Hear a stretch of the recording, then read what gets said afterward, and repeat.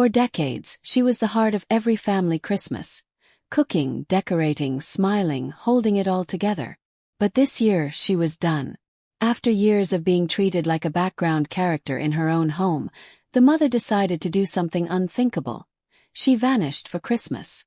No fights, no warnings, no explanations. Just a simple note taped to the gate. The house will be empty this holiday. Take care of yourselves. While her family, led by the demanding daughter-in-law, panicked, argued, and rewrote the story to make themselves the victims, she was already miles away, sitting by a quiet cabin window, sipping coffee and watching the sunrise. For the first time, she felt the warmth of silence instead of exhaustion. No dishes. No orders. No forced smiles.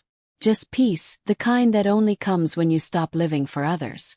Her family's Christmas turned into chaos. Burnt turkey, cold rooms, and uncomfortable truths. They called her selfish. They said she'd ruined the holiday. But deep down they knew. It was them who had taken her for granted all those years. And while they argued, she realized something powerful. They never really needed her. Only what she could do for them. So that winter, while her name became a whisper of guilt in a noisy house, she found something priceless: freedom. "There are only 15 people," Lauren said, swirling her glass of wine as if the conversation had already worn her out. She didn't even look at me, just kept flipping through Catherine's brochure she had brought, stopping now and then to highlight something with a marker. "And of course you'll take care of everything." The words fell like breadcrumbs on a freshly swept floor. Expected, careless, the kind you already know by heart. I didn't respond, not even when she slid the menu toward me, with prices circled and dishes crossed out in red pen. Nor when she murmured something about her mom's nut allergy, as if that, too, was my responsibility. Not even when she leaned back with a rehearsed sigh and added, "My brother's kids hate hotels. We'll need the guest rooms." I took a long sip of cold water, calm, precise, and set the glass back on its coaster before smiling. "Perfect. I'm going on a trip." "You're in charge." Lauren froze. Her fingers still clung to the stem of her glass, her mouth slightly open, as if I'd just spoken in a language she thought I'd forgotten. "I'm sorry, what?" she said, her voice quiet, not weak, just disoriented. She wasn't used to hearing no. "I'll be away from December 22nd until New Year's," I said calmly. "So you and your 15 guests can do whatever you like." The silence that followed was thick. Not angry, not painful, just stunned. Like someone had dropped a tray in a quiet room. I stood up, pushed my chair back gently, and began clearing the dishes from the table. She didn't offer to help, she never did. But this time she didn't even speak. I could feel her eyes on my back, searching for the joke, the apology, the moment I would give in as I always did. But I didn't turn around. I washed the dishes and dried my hands with the towel I usually kept for display more than for use. The difference wasn't just in what I said, it was that I meant it. And for the first time in years, I didn't feel a single trace of guilt. I used to love Christmas. Back when Lauren would call me 2 weeks before, her voice soft, almost shy. "Mom, is it okay if we bring dessert? Maybe we'll stay a night or two." Those were the days when Michael still offered to help unload the car, even if he grumbled while doing it. He'd kiss me on the cheek and say, "It smells like Christmas in here, Mom," before disappearing into the living room to fix the fireplace or play with the kids. Those holidays weren't perfect, but they felt earned, shared. Then, little by little, something changed. The invitations turned into demands. "Do you care?" Became, "You need to do this." The help stopped coming, but the guests doubled. The compliments remained public, but the work stayed mine. Last year I roasted 2 meats, made 6 side dishes, baked 3 desserts, because Lauren didn't want to stress herself out, juggling her online orders. I watched the kids while they did last-minute shopping. I cleaned up everything while they sipped spiced cider and later uploaded a bright photo, everyone smiling in matching pajamas with the caption, "Family time at Mom's." Not a single mention of the woman behind the camera, behind the oven, behind the effort. I didn't say anything. I just smiled when they hugged me goodbye, nodding like the good mother I was supposed to be. This year, the group message arrived in mid-November. 15 people for Christmas. Thanks in advance, Evelyn. You're the best. No question mark, no pause to ask if I was okay, tired, or even interested. They just assumed I'd host because I always did. And when someone works in silence for so long, people stop seeing it as effort. They just call it tradition. I didn't reply. I closed the message, muted the group chat, and opened a new browser tab. Flights, cabins, car rentals. I didn't have a destination yet, but I had made a decision. And once I started adding up everything I had done for them over the years, I couldn't stop. They forget that I can count too. Maybe not with spreadsheets or budgeting apps like Lauren uses, but with memory. Quiet, precise memory. 15,000 pesos. That's what I lent them when their air conditioner broke last spring. No contract, no interest, no deadline, just a handwritten check and a soft, "Take your time." 4,000 more. Cash I slipped into Michael's jacket pocket the week Lauren opened her bakery, to help with flour and rent. I never got it back and I never asked. And then there's the babysitting. Dozens of hours, easily. Watching two exhausted little ones teething while they recharged at wine tastings or friends' cabins. I fed them, bathed them, sang them to sleep, while their parents posted sunset videos with captions like, "Self-care weekend." They remember none of it because I never made them. I never said, "You owe me." And that was my mistake. Because last week, while we were discussing this year's Christmas menu, Lauren looked up from her phone and said, "Don't go overboard with the food this year. We're on a tight budget." Our budget. As if I were part of that equation. As if I hadn't paid for the turkey, the ham, the cakes, every single year. That sentence didn't hurt me. Gave me clarity. They want my house, my table, my labor, my warmth, but not me. Not my presence, not my comfort, not even my opinion. Just what I can offer silently and without thanks. That night I made a decision. Not a dramatic one. No shouting, no tears. Just me, my laptop, a cup of coffee, and a blank search bar. Quiet winter cabins. Valle de Bravo. Few clicks. Reservation. December 22nd to January 1st. No guest. No list. Just 10 days of air free from expectations. I closed the laptop, finished my coffee, and folded the receipt into a drawer. It was the first thing I'd bought for myself in years, without having to justify it. And I already knew it wouldn't be the last. I didn't sneak away. I just didn't give a speech. I printed their group message, the one wrapped in emojis and assumptions. 15 people for Christmas. Thanks in advance, Evelyn. You're the best. I folded it and placed it inside a plain white card.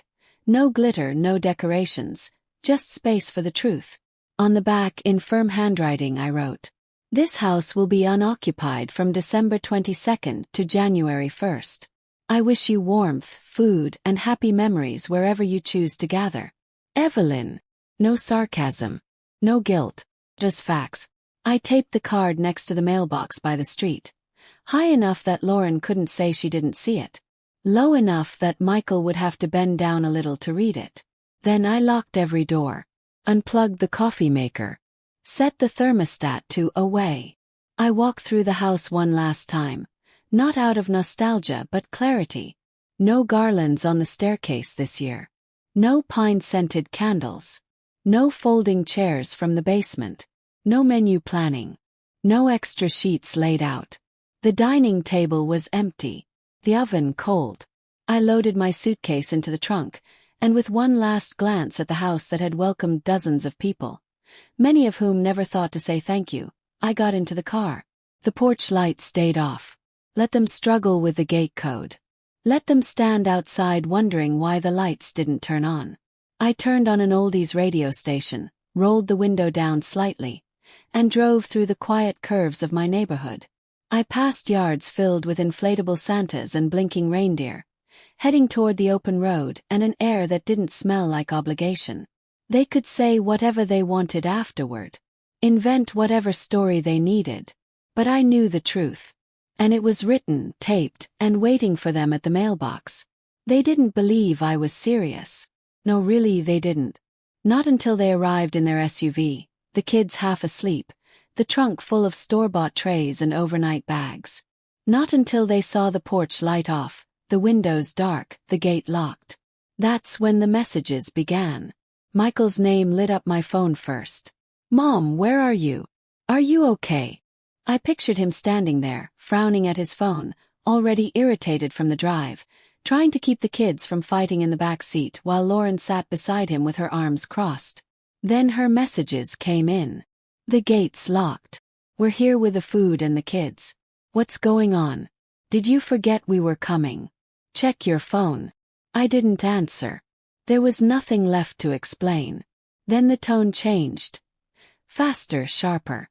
"This isn't funny. You're making a scene. This is selfish." Selfish.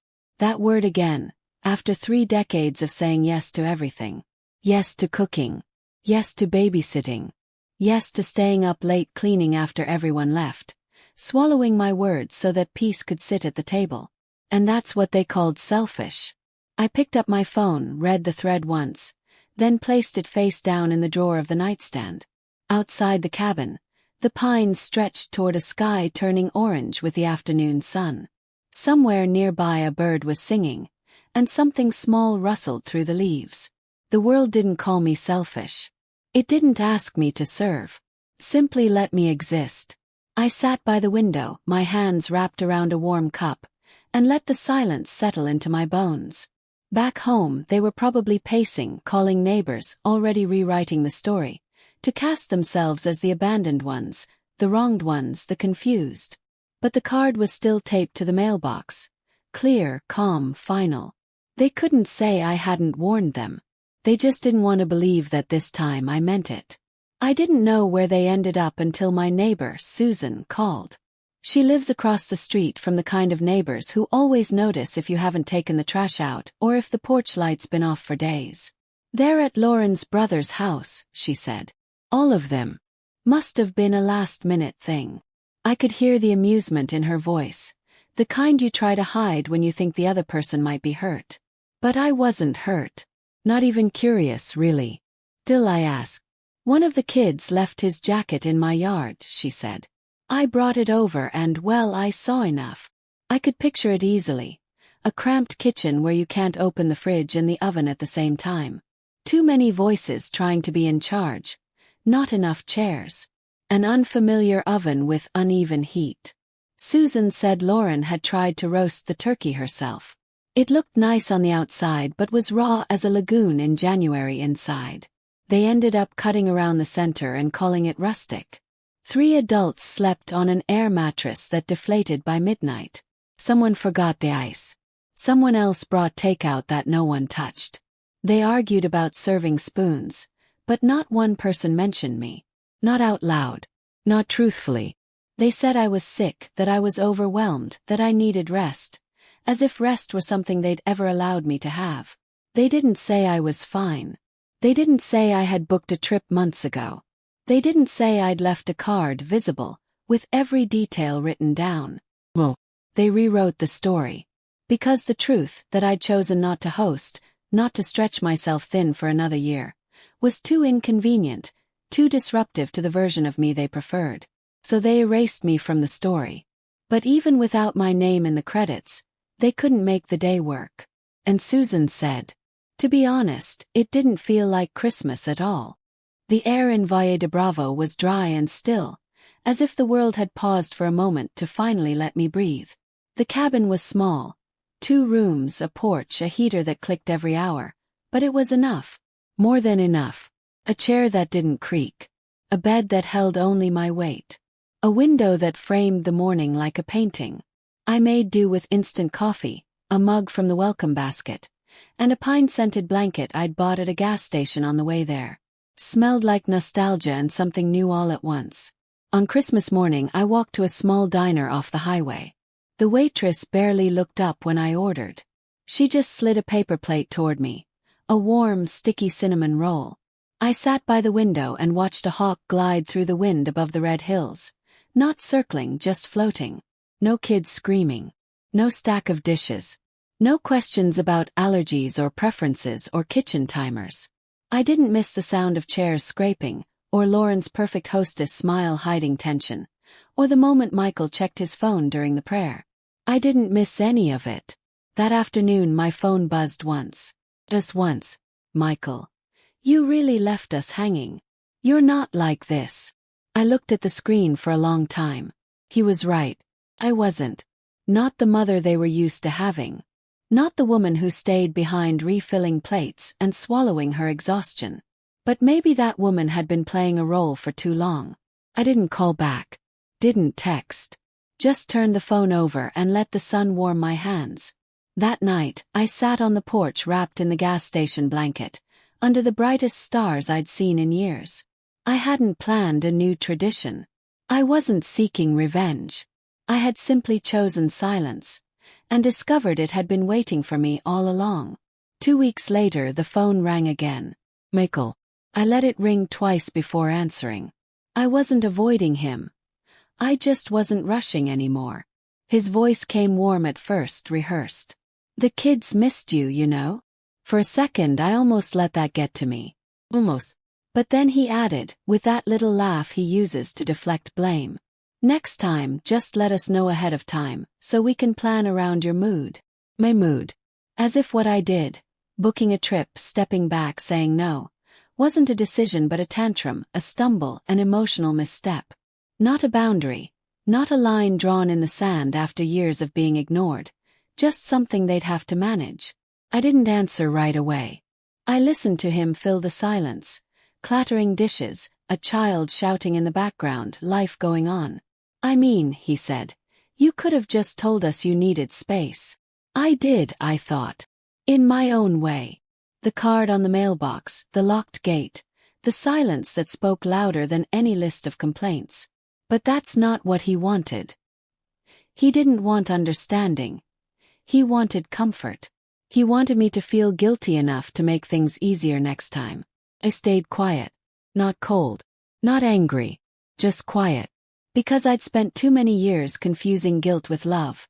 Too many holidays performing warmth so others wouldn't have to create their own. Let them miss me. Let them plan better. Let them wonder why this year felt different.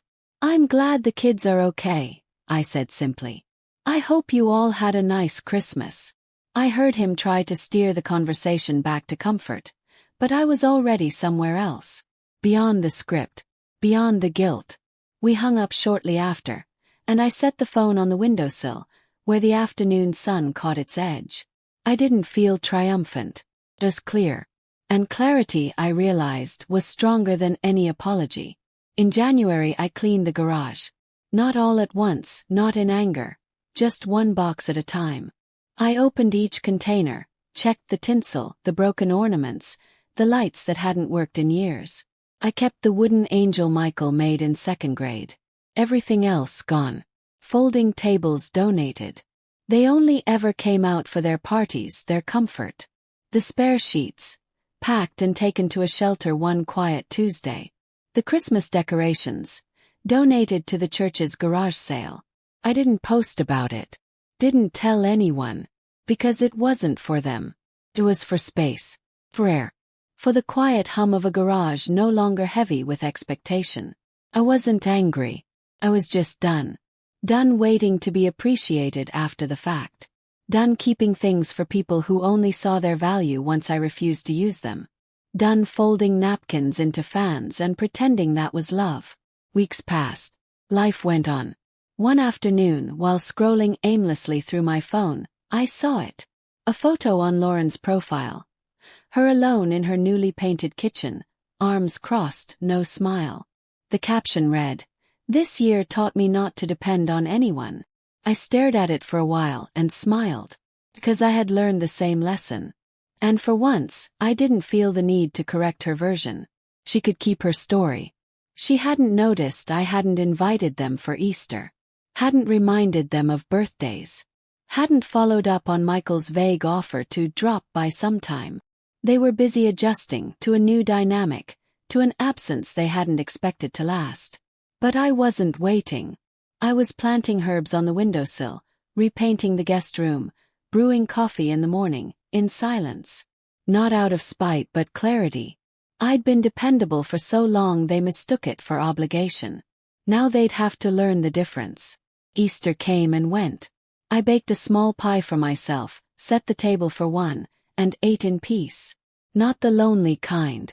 The kind that comes when the noise fades and you realize how much of that noise was never yours to begin with. Then Mother's Day arrived. No call. No card. Just a photo on social media. Michael and Lauren smiling on a rocky coast somewhere up north, windswept and carefree. The caption read, "Much needed family reset." I didn't feel forgotten. Felt free. By late summer, I joined a hiking group that met every Saturday morning. Real people. Real laughter. No group chats. No forced gratitude. We didn't talk about casseroles or complaints. We talked about hills, sore knees, good socks. In September, I booked another cabin, further north near a lake, with a wood stove and no Wi-Fi. I marked the dates in red on my calendar, mine. November came. One cool morning, Michael sent a message. "You're still coming for Christmas, right?" No greeting. No question mark at the start. Just assumption, wrapped in the same soft expectation as always. I read it once, then again, and simply wrote back, "No, but I hope it goes well." No explanations. No apologies. There was nothing to explain. And even less to regret. I didn't leave to punish them. I left because I finally realized. They never noticed I stayed. I was the food, the planning, the background music, the clean towels. But never the guest. Never the heart. And once you see that clearly, you don't go back to pretending. So I didn't. This Christmas, I'll be in a cabin again. With my coffee, my blanket, and a library book full of someone else's scribbles in the margins. And maybe they'll post another photo.